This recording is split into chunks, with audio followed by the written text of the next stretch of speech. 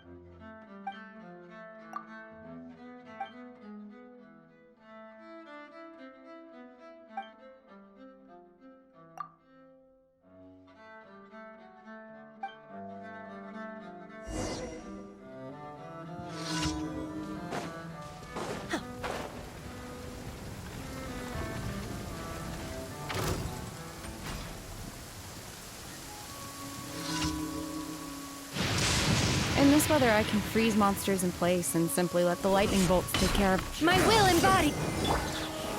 Everyone hold hands! Bow your head.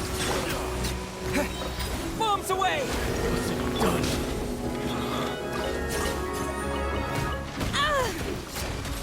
By ordinance divine, transfigure. Sharing my knowledge!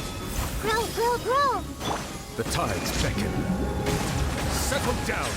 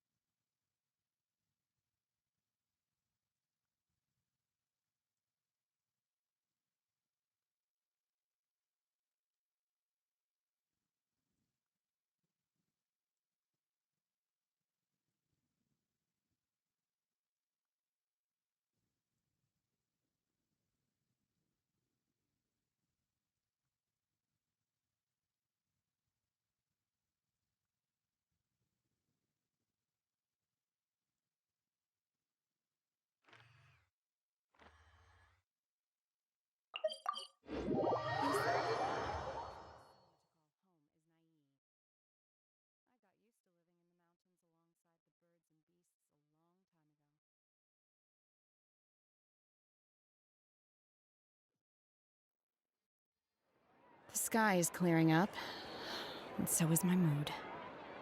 I just hope no one shows up to bother me. If they do, obey!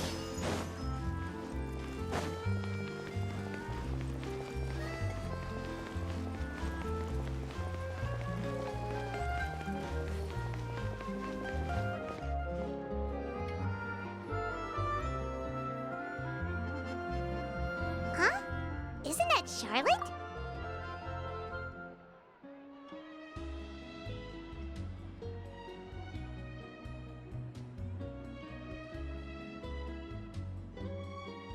What could she want with Lapine Pauline?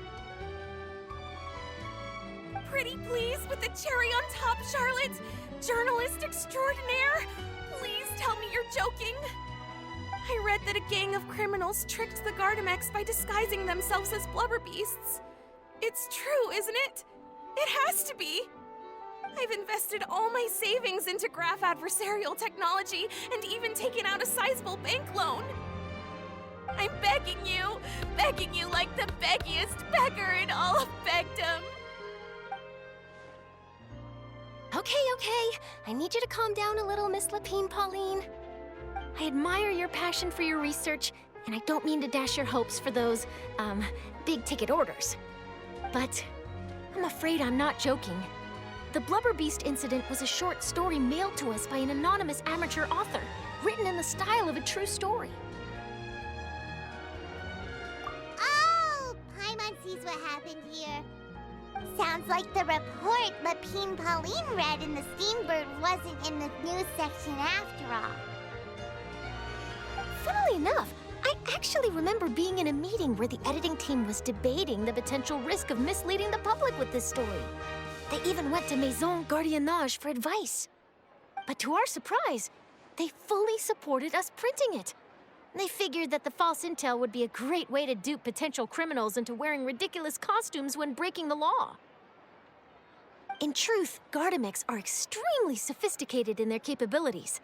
They can identify criminals just as reliably as the best human guards, so a crude disguise isn't gonna get you far. If anything, it'll just make you stand out all the more. Since we ran that story, the Maison Gardiennage has made a slew of arrests, including, one phantom blubber beast, a titanic red-crowned finch, and a specter man. So I knew this story had helped out law enforcement, but this is the first time I'm learning of an innocent citizen being deceived by it, and investing so much mora for nothing.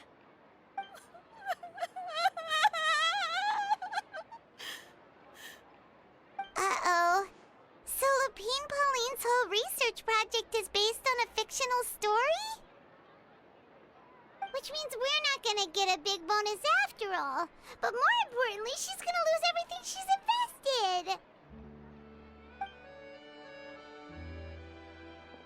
Traveler! Paimon! You're back! I was in the area taking some photos for a story when I got to talking to Miss Lapine Pauline about her research. She told me about your collaboration. She was hoping I could write an article to spread awareness about image recognition technology. She even paid me for the article and gave me one of her prototype devices before I could get a word in. I unfortunately had to dash her hopes, and I'm afraid all your hard work was in vain too. She's desperately trying to find a way to rescue the project and get you the mora you're due. I've tried to let her down gently, but she's finding it all very hard to accept. This is a new situation for us, too. It's such a pity. It seems like the author was only trying to make the story interesting, and the Maison Gardiennage only had Fontaine's best interest in mind.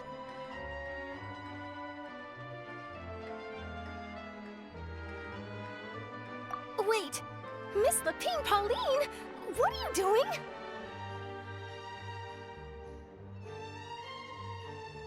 I'm gonna pick a fight with a Gardamek, head to the Opera at Biclès, and get a one-way ticket to the Fortress of Meropide. That way, I won't have to repay my debts. It's the only way I can afford to keep on living. Whoa, there's no need to go that far. I mean, come on, look at you. You wouldn't even dent the Gardamex armor. In all likelihood, they'd only hold you up at the Maison Gardiennage for a few days before letting you out, and then you'd still have to repay your debts. Actually, instead of going into the technicalities of that, how much did you actually invest? How bad can it really be? 270,000 Mora. Okay, well, escaping to the Fortress of Meripede over a sum like that seems like a last resort. Surely there must be other options. Not anymore. I used to be an equipment supplier to the Fontaine Research Institute before that blew to pieces, and now I'm just a small-time engineer. I scraped together some savings over the past few years, but I put every last Mora into this project, and now I'm left with nothing. It's not just my savings that are gone. It's my whole future as a graph adversarial technology specialist and my dreams of becoming a billionaire one day.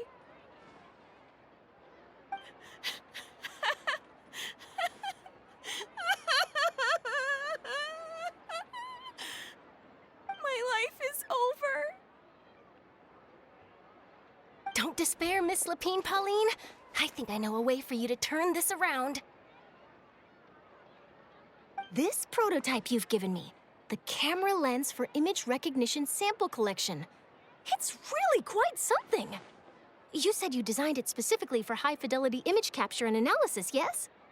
The rapid focal length adjustment is a very useful function in its own right. It's sure to make many journalists' jobs much easier. In fact, I'd say it has the potential to revolutionize Fontaine's news media. So your research efforts thus far are by no means in vain.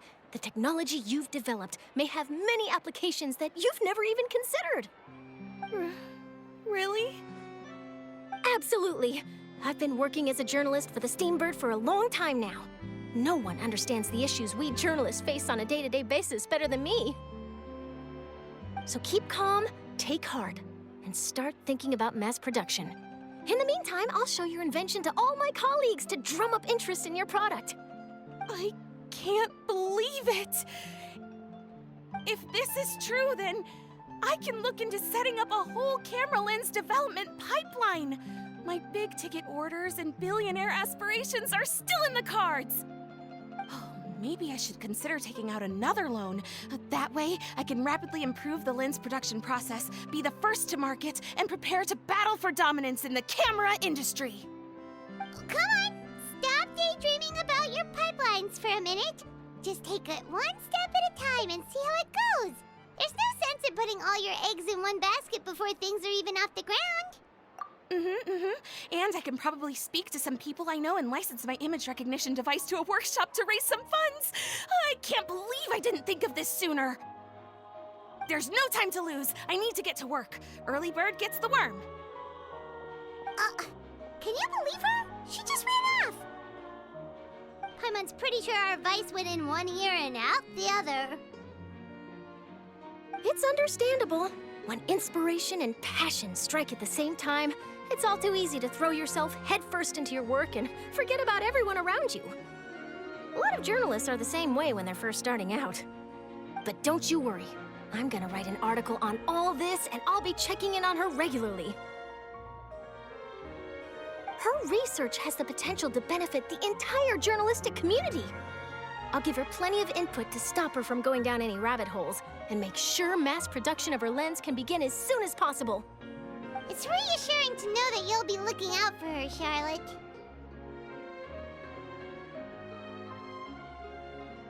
Actually, you know what? Why don't you two take this prototype lens? I'm sure you'll have plenty of chances to use it on your travels. It takes the right person to get the most out of a new technology.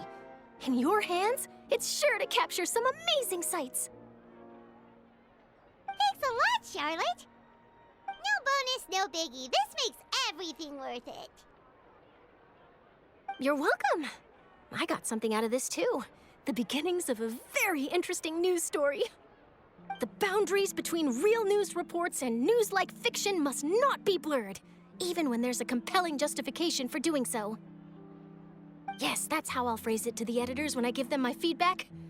Let's hope we don't mislead any more well-meaning citizens in the future.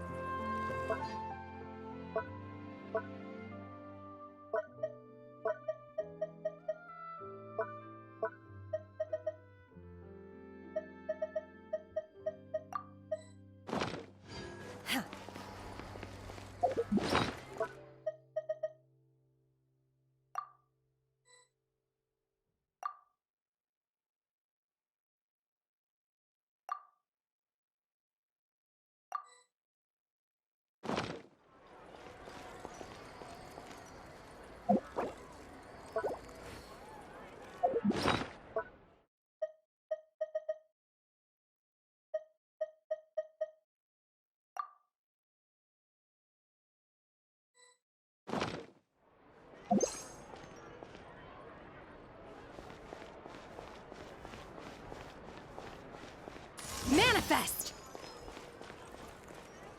Ad Astra. Thank you for